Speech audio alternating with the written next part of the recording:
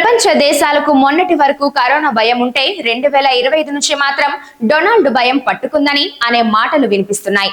రెండోసారి అమెరికా అధ్యక్షుడిగా ఎన్నికైనప్పటి నుంచి ప్రపంచ దేశాలపై ట్యాక్స్ల దండయాత్ర మొదలు పెట్టారు.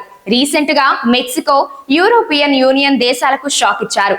ఇటీవల 14 దేశాలకు ట్యాక్స్లకు సంబంధించిన లెటర్స్ రాసి బ్రిక్స్ దేశాలకు 10% బోనస్ ట్యాక్స్ ప్రకటించిన ట్రంప్ ఆ నిర్ణయాన్ని తప్పుపట్టిన బ్రెజిల్ కు 50% ట్యాక్స్ విధించారు. పలు దేశాలపై మళ్లీ ట్యాక్స్ల మోత మోగించారు. మెక్సికోతో పాటు EU దేశాల నుంచి దిగుమతి అయ్యే వస్తువులపై 30% ట్యాక్స్ విధించారు. మిగిలిన దేశాలతో పాటు ఆగస్టు 1 నుంచి ఇవి అమల్లోకి వస్తాయని ప్రకటించారు. ఇదే విషయాన్ని తెలియజేస్తూ EU కమిషన్ అధ్యక్షురాలు Ursula van der Leyen, Mexico అధ్యక్షురాలు క్లాడియా షిన్బామ్లకు అమెరికా ప్రెసిడెంట్ లేఖలు రాశారు. దీంతో ఇప్పటి వరకు 24 దేశాలకు, 27 EU సభ్య దేశాలకు ట్రంప్ ట్యాక్స్లు ఖరారు చేసినట్లు అయింది.